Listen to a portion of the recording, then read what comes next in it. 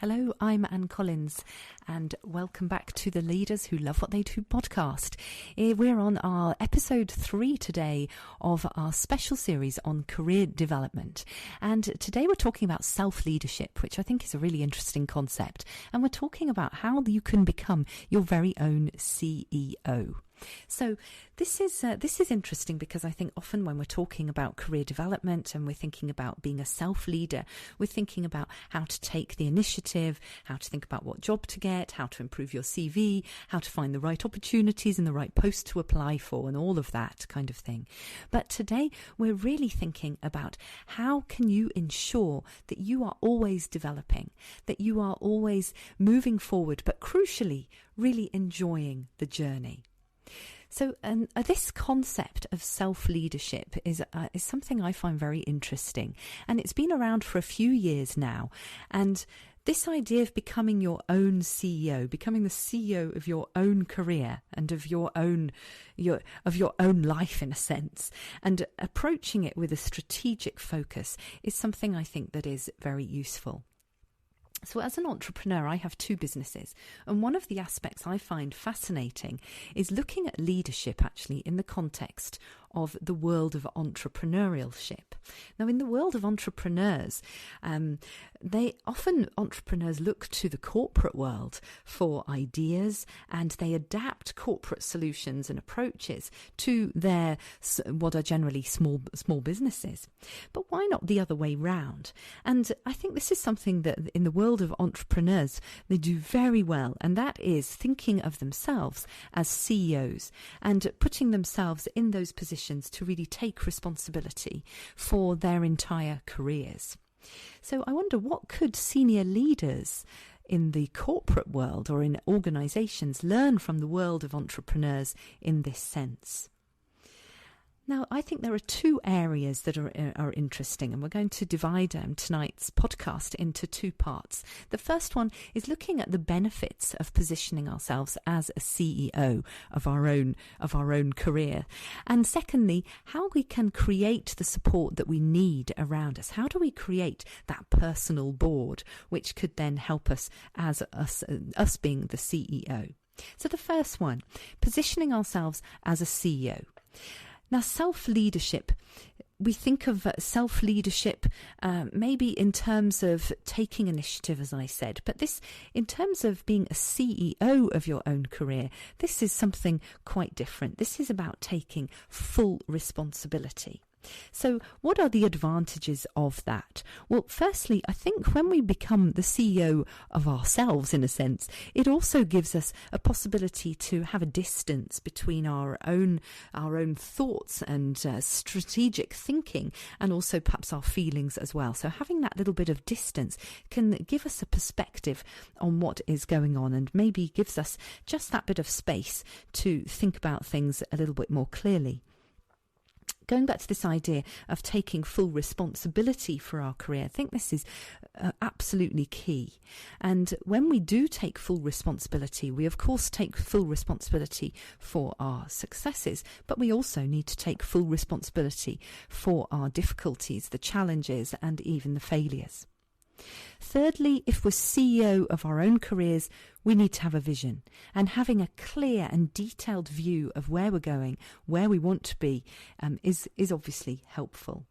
And finally, by positioning ourselves as a CEO, we also open up this idea of bringing in support in a very structured kind of way, of creating our own board, if you like, around the CEO.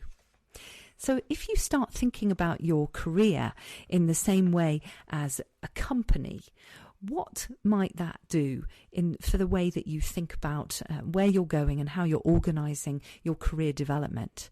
So I'd like you to just think about that. What makes a successful company or organisation? Now, I'm sure that you will say, well, having a purpose, a mission, a vision and a strategy are all vital. Well, yes, of course, and also for your career too. Alongside that, personal development needs to be, I would say, very high on the agenda, and it needs to be an ongoing part of your plan. Then playing full out. And what do I mean by that? I don't mean working all hours. I don't mean getting so emotionally exhausted, no. But what I do mean is developing a mindset which is able to help you to consistently step over those limits in terms of a comfort zone. A mindset that allows you to grow and learn and to develop consistently, week in, week out. That also requires you to be resilient, courageous, vulnerable, all at the same time, just as with all the best companies that are moving forward and making great strides. Now, as with all the best companies and all the best laid plans, they don't always go to plan, do they? So being flexible, seeing opportunities as they arise, and embracing failure are also going to be important.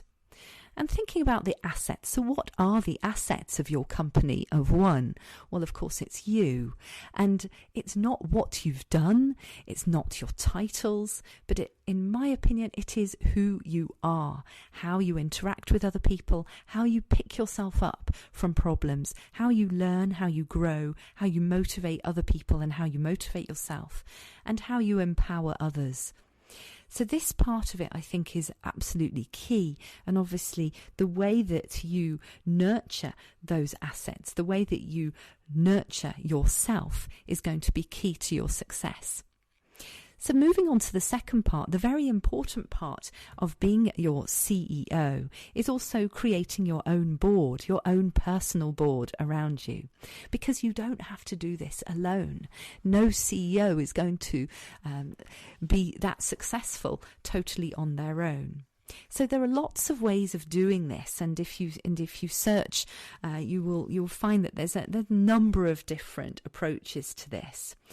My advice would be to keep it fairly informal, to keep it fairly flexible, and keep in mind always what the purpose of your board is. So the purpose of your board is to have a handful of people, possibly 3 to 5 people, who are there to support and advise and challenge and to help you to be strategic in your career. Also, they could be people who would be willing to share, maybe to share their contacts, their network, their resources, their expertise, and also to coach you through and to hold you accountable. They could also be there to champion you, to help you to move into different circles, to move into different areas, to introduce you to people.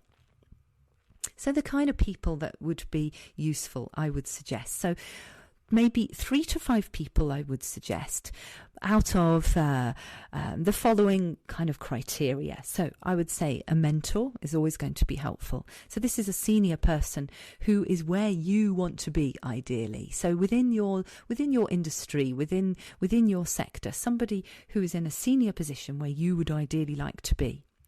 Having a peer, a trusted colleague, is always useful. Someone that you can go to for advice, chew over what's going on, get another perspective. Someone who will listen to you and that you're going to listen to them. Having an expert. Now, the expert and the mentor may be the same person, but may not be. It depends on your sector. So somebody who can teach you, who can point you in the right direction of useful resources that are going to be useful for you. Having a coach, someone who is able to be a sounding board, someone who can challenge you, someone who can help you to work on your mindset so that you can make the most of the opportunities that are coming your way, and they are coming your way.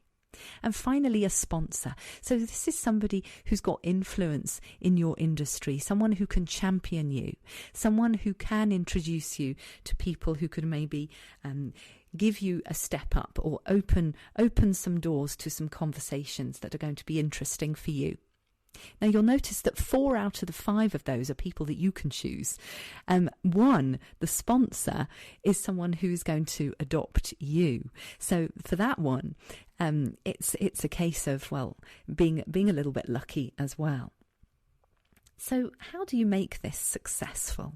Well, I think getting a diverse board around you is very important. We want to have people around us who are going to challenge us, people who are not the same as us. And it's very tempting to choose people who think like us, who act like us. But actually, there's such a richness in having a diversity of people around to challenge, to make us think, to really push us to put ourselves into other people's position.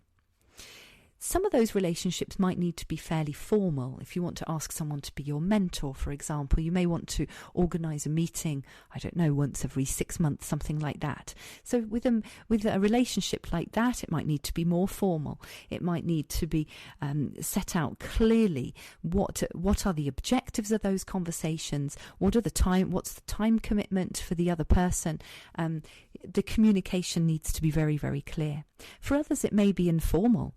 You may not even need to have that discussion. You don't not to ask somebody, well, can you be my expert? It might be somebody that you know and you enjoy speaking to.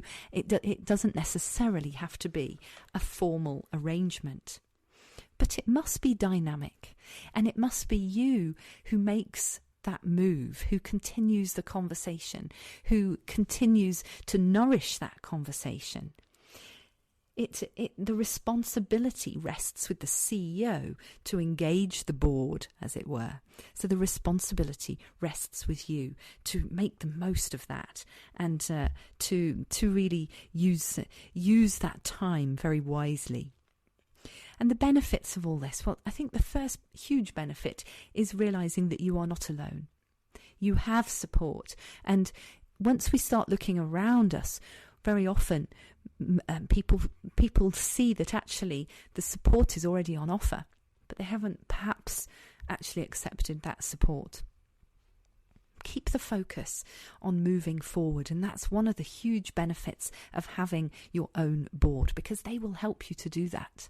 And by going and having these conversations, you will ensure that you do keep the focus on moving forward, even when challenges arise. Finally, I think another benefit of all this is that it keeps the focus on personal development. We're always asking the question, well, how can I improve? What do I need to improve? What do I need to think differently about? What habits do I need to change? So in conclusion to all of this, I think we're thinking about self-leadership, but we're also thinking about working with other people towards that. So self-leadership does not mean on my own leadership. It means gathering a group of people around us who can help us, who can challenge us, who can help us to be accountable to our goals and the future mission that we have set for ourselves. So just to recap, borrowing from the land of entrepreneurs, let's think about the benefits of positioning ourselves as our own CEO and working hard on our own self-leadership. And secondly, let's create our own support system for our career development and use that personal board and really enjoy that interaction, enjoy that discussion, because not only will it help us move forward, but I think it also makes the journey very much more enjoyable. Well, I hope you've enjoyed that. If you have, please leave a review and share and subscribe. All of that is much appreciated. And I hope that you will join me again next week for the next instalment in the Career Development series. And this is going to be all about how to be a leader when you don't have the title yet. So do join me then. Till then, take care. Goodbye.